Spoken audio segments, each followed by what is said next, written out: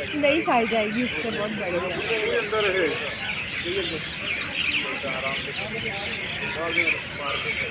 आ जाओ मैडम जी जल्दी। हेलो आप जल्दी सर जी 5 बजे गेट बंद कर। मैडम जी आओ जल्दी आओ। आ गया एक मर गई। मार के चलेगा जी आ जाओ चलो। ओ आ जा भैया।